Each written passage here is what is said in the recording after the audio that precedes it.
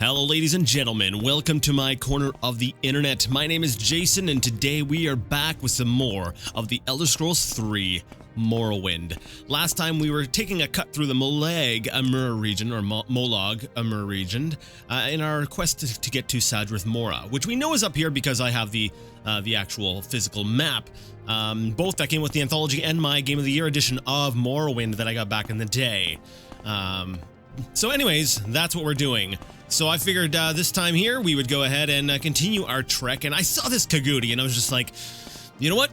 We're collecting souls. This is like it's like we're doing Dark Souls before Dark Souls was a thing. So never mind. That comment has no place here in an Elder Scrolls playthrough. But anyways, we're collecting souls for, you know, enchantment. So I figured I would go ahead and oh, screw it. He's going to come after us. So I went ahead and I cast shield on myself just to get myself some practice with my spell casting, right? Because you know we've been going through this game almost entirely using you know, we'll say enchanted items, amulets, stuff like that. So I figured, you know what?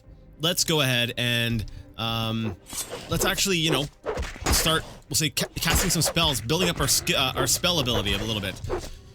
So that's what we're doing.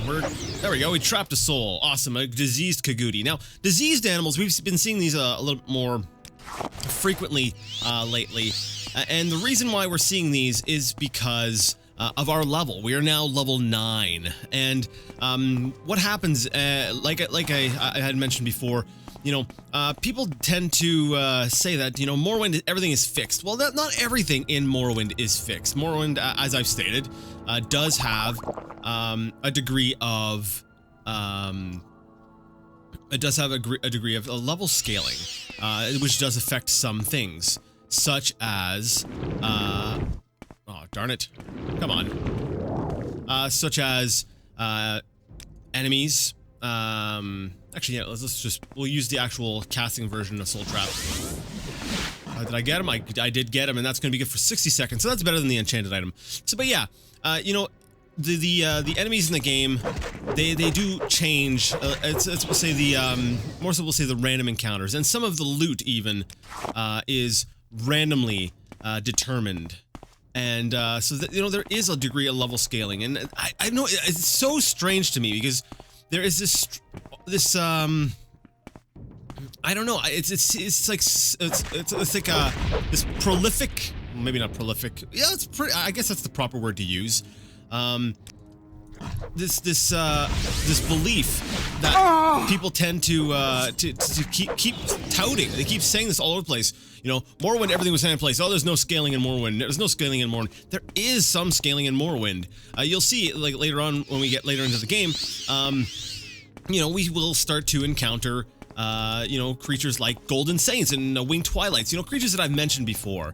You know, but I think what throws people off is that, that Morrowind has a lot of, we'll say, placed enemies that might normally be, you know, high-level enemies. And that kind of gives the illusion that there's no scaling, but there is scaling. You know, we've run into diseased Kagudis and Alets and rats. And actually, now that I'm thinking about it, that is actually a really cool idea. I think they might be slightly stronger. You know, they don't show up at level 1. When you're level 1, you do not get these diseased animals. And it just sort of occurred to me here that maybe that is a kind of a cool way to do difficulty. You know, rather than just pumping up, you know, the rat's strength and having them scale with you, make it so that they're more likely to disease you. And I think that's actually something really cool that was done really well in Morrowind, and that I'm really glad that that was in the game. Was we'll say a different way of applying difficulty. I think that is really cool. Why is it every time we come into one of these dungeons that we always happen to come across a dead body? It's like there's always some adventurer who has been here before us and has failed miserably and died. I don't know. It's making me a little bit nervous. I believe this is what, the third body we've come across. Okay, we're gonna try and I don't know. Yeah, we're not gonna be able to. Yeah, This skeleton is moving around way too erratically. There's no way we're going to be able to, you know, get close to him to really do anything. So what I'm going to do is I'm actually going to try just casting a fireball at him. And I failed casting the spell. Of course I did, because there we go. Oh wow, that was very effective. Awesome. And I did some critical damage, so I'll just go ahead and fight him in sort of melee.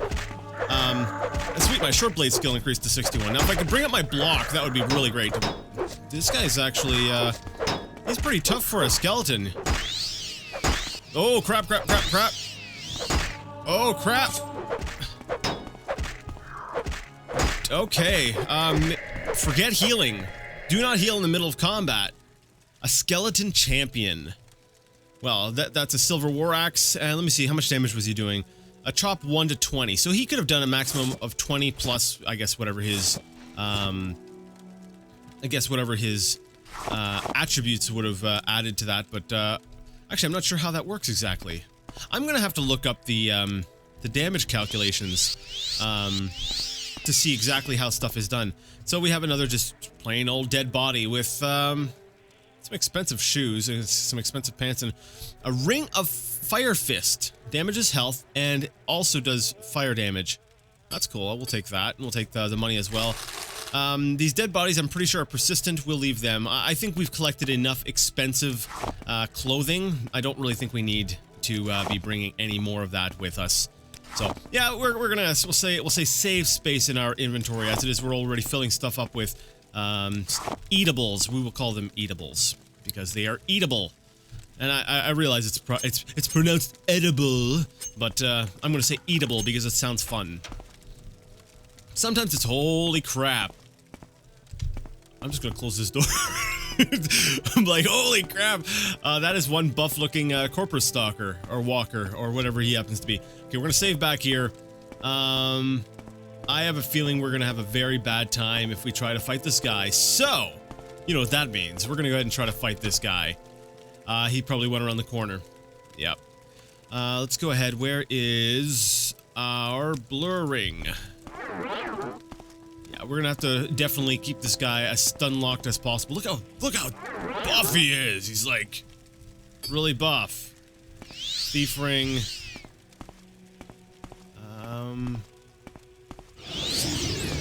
A greater Bonewalker. Oh, that's totally not what I said it was, but okay, that works. Greater Bonewalker. He went down actually surprisingly easily. Alright, what have we got in here? A standard potion of burden. Why would you want a potion of burden? Alright, for those of you not in the know, the burden spell effect basically just adds weight. Ooh, restore personality, Heather. Alright, so if I gather Heather up, I might be able to restore my personality on my own. That would be really great. But yeah, actually, what the crap? What was it that I was just saying? Oh yeah, burden. Let's see here. I'll actually demonstrate it because I have no desire to carry around this potion with me. Just let me find it. Oh, there it is. Standard potion of burden. So basically, burden 10 points for 30 seconds. So right now I can carry. I'm carrying 228 out of 40, as outlined right here. Now, if I go ahead and drink the potion, I am now carrying 237 out of 240. Basically, it adds weight.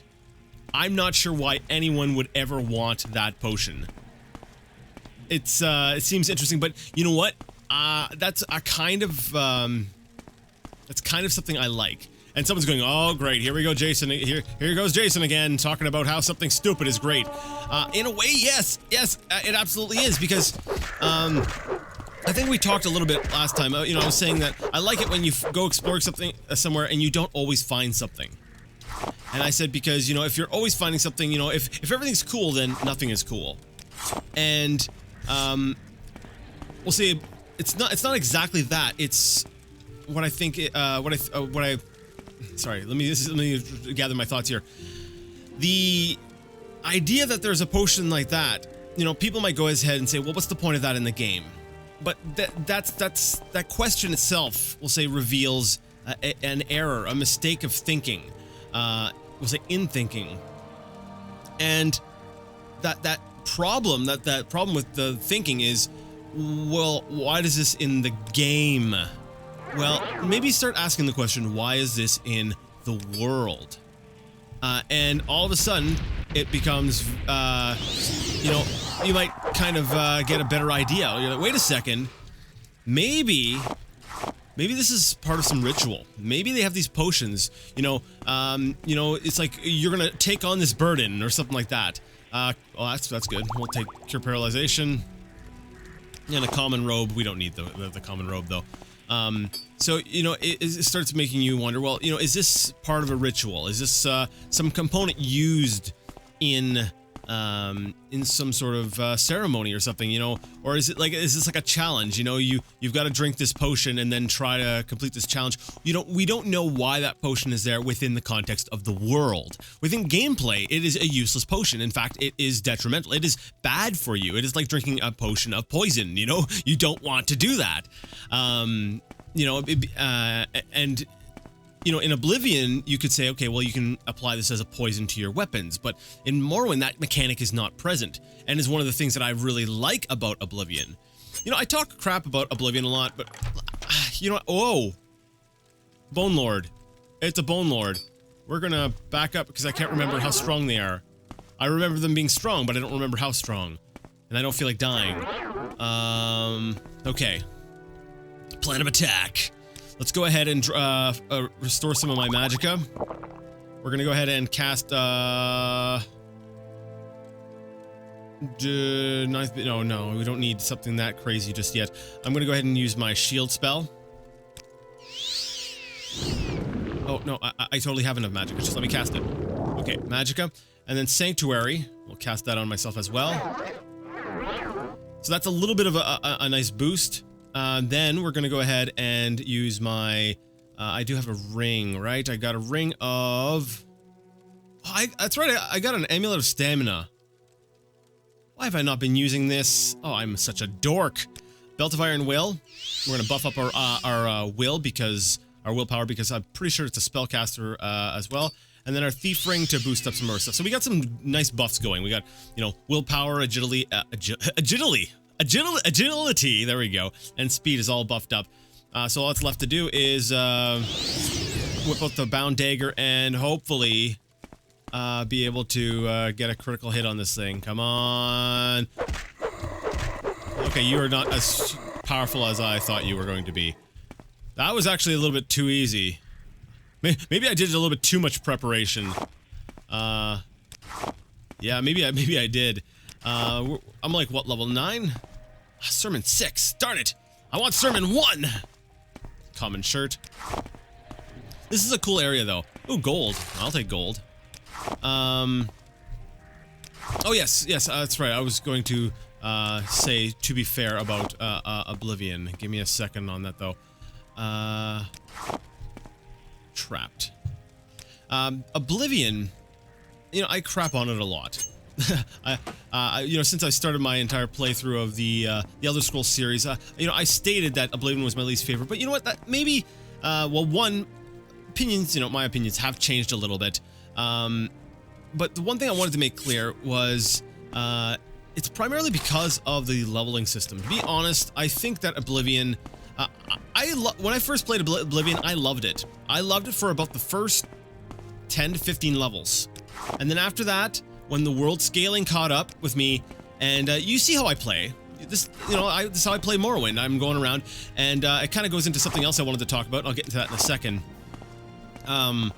You know, I like, you know, when I'm playing on my own, I do more role-playing than I am now. I do some light role-playing. I'm like, okay, this character is kind of like this, but whoa, what do we got here? This looks cool, okay. Maybe this is what we should have been preparing for. Okay, we'll save and then sneak our way in and see what's in here. I'm not going to overbuff this time. Is my difficulty setting still set to... Yeah, it's still set to 20. I'm going to be keeping that at 2 times my level. Once, you know, beyond 10. What have we got here? But yeah, I actually thought Oblivion was a fantastic game, and I actually had a lot of fun with it up until, like I said, level 10 to 15. Around that point, then I started to notice things were not going my way. They were getting bad, and it didn't help that my character was not that focused on, we'll say, combat, you know, which kind of ran contrary to what you know, Todd Howard was saying before you know, Oblivion was released. You know, you can play this game any way you want. You can play this your way, you know, kind of thing like that. You know, that was completely untrue. All right, let's go ahead and talk to this guy. Are you gonna try to kill me? Crazy Batu, you sound like you will. Hi. I can't tell if he's hostile or not. I don't want to engage in combat with him if he's not hostile. Okay, I still don't know if you're hostile. Are you a pirate or are you hostile? I think he's hostile, isn't he? How does it feel to know death is near? All right, yeah, he's totally hostile. What we're gonna do is we're gonna damage his fatigue, and then we're going to just he's gonna one-shot me. That's exactly what's going to happen. Yep, he's going to one-shot me. We're gonna go ahead and use magic again. We're gonna sort of restore our. You will die where you stand. We're gonna go ahead and cast Shield and Sanctuary, and then we're gonna go ahead and basically do all the same buffs we did earlier, because that tends to be what happens when I face off against these guys. Is they just sort of bam, and then I'm dead. All right. How does it feel to know death is near? Oh, he's gonna cast! Darn it! I didn't use my belt of willpower. Dang, he's got a lot of health. And this is part of the reason why I didn't like Oblivion, because eventually I found the enemies. It's like their scaling was set so poorly that. No, stop casting! Wait, he's a spellcaster. Where's my didn't I have an item that yes, the Nuck. We want to drain that fatigue.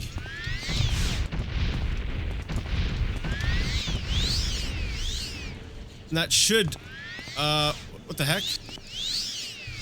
Okay, I was gonna say that should prevent him from being able to cast spells. Okay, he's oh, here come the one-shots. Oh crap. Now, if I was really good at hand-to-hand, this fight could have been over already. And the reason that is I can drain his fatigue. Oh, there we go. Wow. We can drain his fatigue, and then once his fatigue is at 0, if we punch him, he'll fall over. And then once he hits the ground, he is completely defenseless. Steel Warhammer. We got 2 skulls in his inventory, some gold. What have we got here? Bloodworm Helm. Turn undead. Actually, that's kind of cool. It's heavy though, but it's totally worth it. Look at the value on the thing, 34,000. So basically, it can turn undead.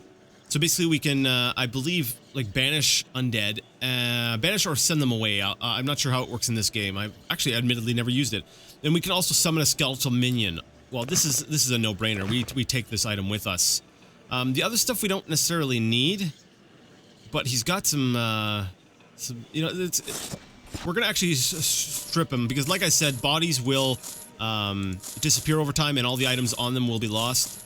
So just in case I want to come back and say, hey, there's a really cool set of armor or something I want, you know, I can go ahead and just come back here. All right. Oh, that's right. I'm over encumbered. I can fix that though. I've been eating a ton of stuff since I've come in here, so. Or I've been picking up a ton of stuff that I can eat. Look at this, 49 bone meal. Give me a second while I, eat bone meal. There we go. Ate all the bone meal. We're down to 230 out of 240. And let me see, what did that do? I restored my agility by a whole lot. Awesome. And I'm sure that that's, wait, why is my intelligence damaged?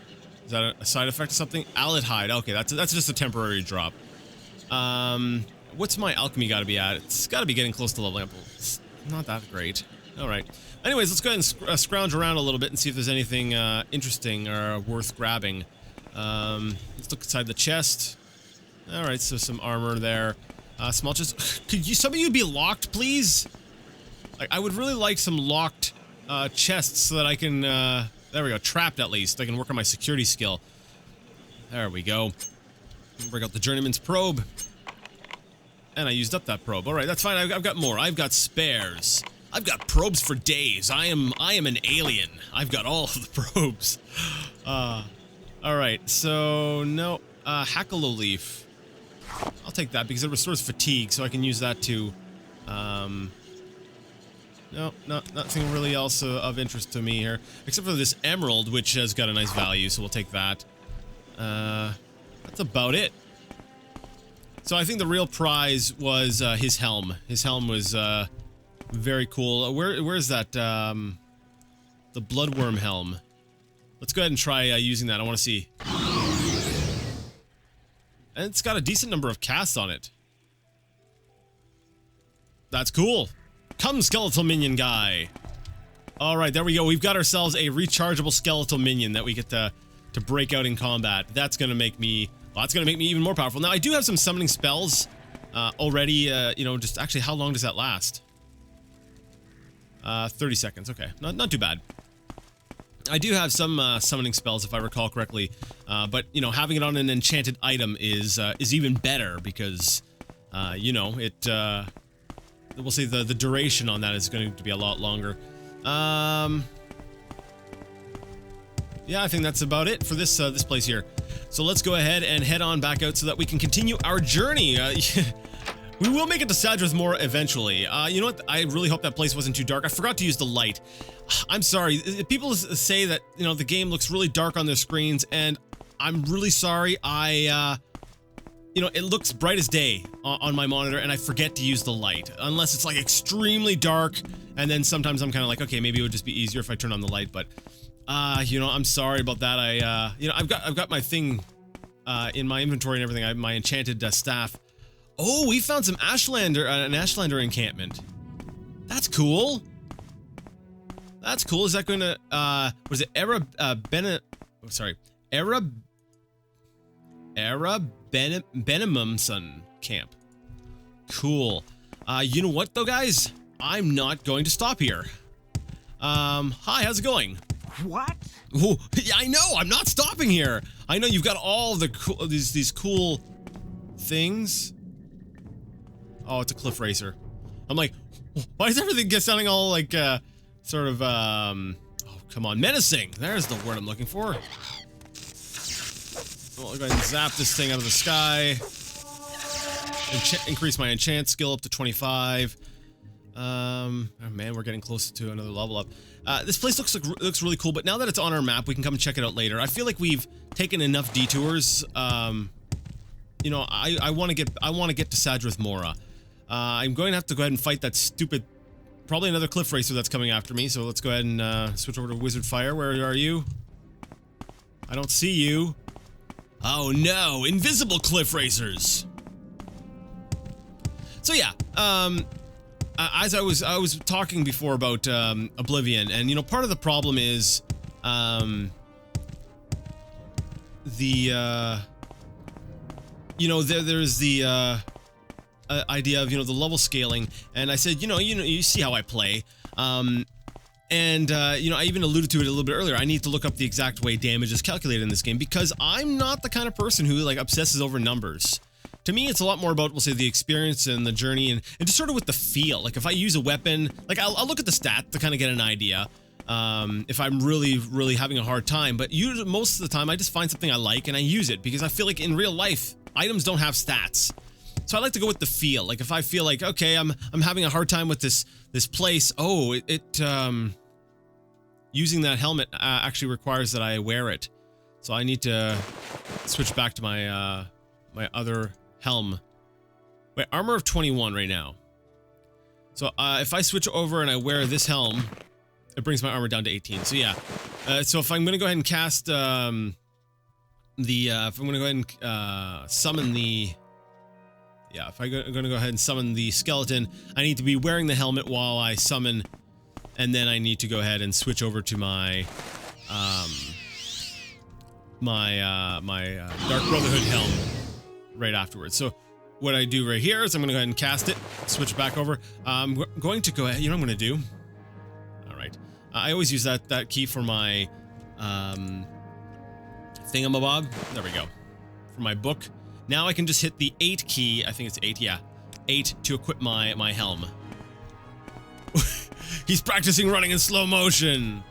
Are you gonna attack him?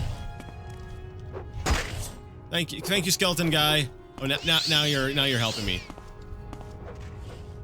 Yeah, I don't think he's going to.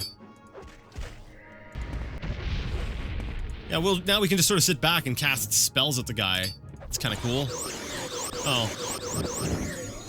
Alright. So the skeleton's not that great of a helper. It's not, but it'll give me a slight edge, should I really need it.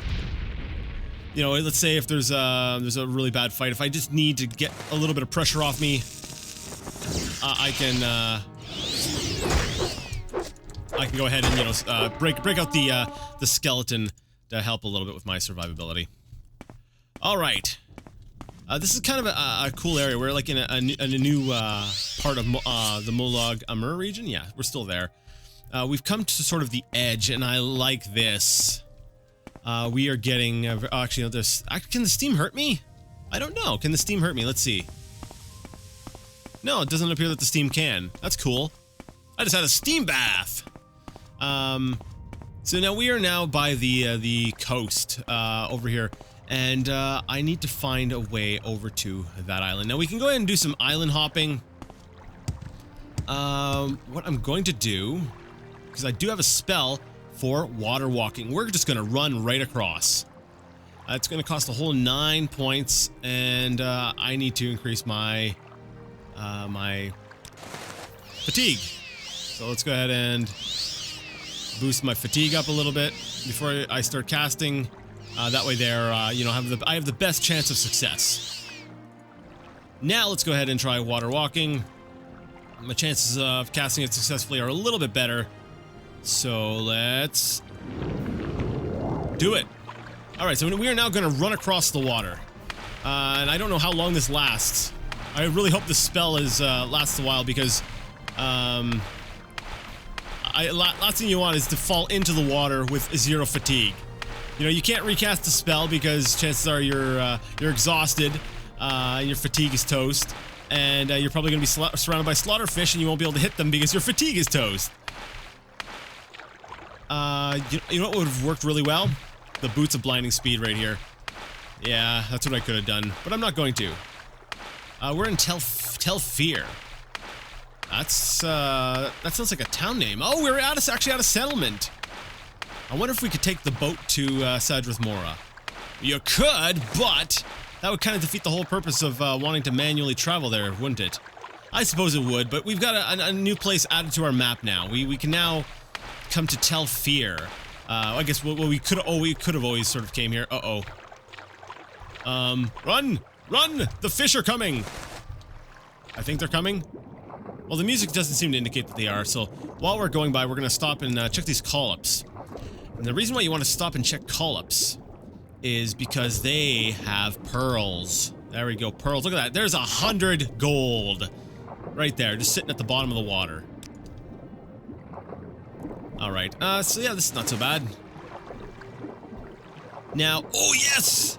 Okay, this stuff here, marshmallow. Look at that, restore health. This here, while we're here, we're going to be probably gathering a lot of this because I want to be able to make some restore health potions. Not that we really need it, to be honest, but potions, they do still have their place. And you might be wondering, well, Jason, you have this enchantment. Why on earth would you need potions still?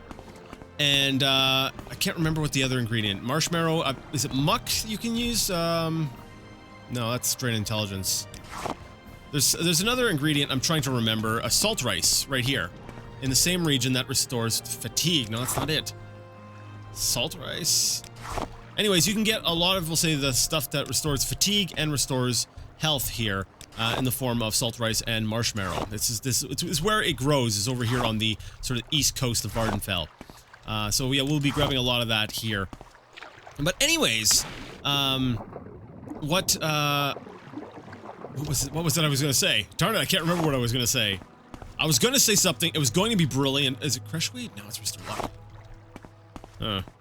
Well, I was going to say something, but I can't remember what it was. I got distracted by myself. Acrobatics increased to 30. Alright, I just sat down and stopped to think for a bit, and I could not remember, so I guess we'll just sort of carry on. Oh, yes, I just remembered, just as I gave up, and I was like, no. Oh, this view is amazing. Look at that. I'm pretty sure that's Sadrith Mora over there in the distance. I think. There's a cliff racer over there. the reason why you would still want to use potions if you have enchanted items. Now, the reason why you would still want to use potions is potions can be activated and initialized or used, or whatever fancy word you want to use for basically chug. You know, they can be chugged down from the menu. And what that means is I don't need to put away my weapon.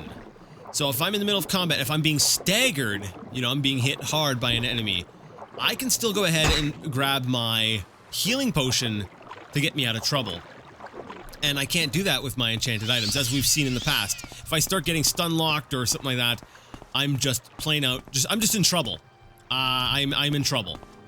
So at least, you know, with potions, I don't have to worry about that so much. So I'm going to go ahead and use, like, for example, I'll restore fatigue here. And while I'm doing that, I'm also going to restore my stamina, because I want to get my stamina up so I can use water walking, so I can just run across here. There we go. So as you can see, yeah, you know, even the potency, it's a little bit, well, obviously I found those potions, or I bought them. They're a little bit more potent than the enchanted effects. You know, there's a little bit less money required to create effective potions than to create effective enchantments. Please tell me this is Sadrith Mora. I really hope that I was remembering the right place. No, I checked the map, right? I checked the map, so this has to be Sadrith Mora. If it's not, then the map is wrong? Or maybe I read it wrong, or I don't know. I'm really hoping that I get here and I'm gonna get the little text pop-up that tells me that I'm in Sadrith Mora. Oh, great. It's a cliff racer. No, it's Tel Arun. All right. Well, that's cool. That's fine. I'm not even on the island I was supposed to be on. All right, so maybe it is still over here. It's just I was an idiot and decided to go this way instead of the other way. We're gonna go ahead and use our laser beams there, or taser, or whatever. Yeah, there we go. Zap, zap. You're dead. Zap, zap. You're dead. I'm sorry. You know, I can't say that. Oh, there's a broken ship there. There's so many distractions on the way. I'm just like, I want to get to Sadrith Mora in this video. I'm out of time. I'm looking at my clock going, yep, I'm out of time. But it's like right there, and I want to get there before I end things, so that next time we can go ahead and sort of, you know, explore around and stuff like that. 57% chance of casting this. Darn it. And there we go. We got it. Go, go, go, me, go. So I'm having to make all these mental notes, which of course we know I'm going to forget, to like go ahead and investigate maybe this wrecked ship. I don't even know how that ship got here. If you look at the, actually, yeah, the rocks, this thing must have been propelled like over the rocks by like some massive waves or something, because there's not a lot of room to navigate for a boat that size, or a ship, or whatever we want to call it. Actually, yeah, for that matter, this big ship here, that's got to be a pain to navigate that thing in these waters. Interesting. I never really looked at it like that. I guess it's possible. I guess you could probably. I'm gonna have to do that when maybe next time. Actually, go ahead and take a look at the various waterways and be like, okay, yeah, that could go here, that could go that way. Sadrith Mora, here we are. All right, we made it. And that means that you guys are not going to have to watch me travel back. Like I've stated before, for this playthrough, I'm going to be cutting out whenever I go over an area that we've already been. But since this was the first time we were coming here, and I kind of wanted to, say, take an adventure, Morrowind style, you know, through the Ashlands, I think it's kind of cool to see, you know, us uncovering parts of the map. You know, to make our way here. Plus, you know, it was a good leveling experience. We're 2 points away from leveling up. And, you know, we're here. We've got Sadrith Mora directly over here, and there's the Wolverine Hall over there, which is an Imperial installment, I guess we'll call it. And there's some cool stuff to explore over here. So yeah, we'll spend a little bit of time over in this part of the map, we'll say, going forward. But anyways, like I did say before, I am out of time. So if you like the video, go ahead and give the video a thumbs up. If you didn't like it, go ahead and leave it a thumbs down. Either way, though, let me know what you thought in the comment section. And until next time, I would like to ask you all to game on.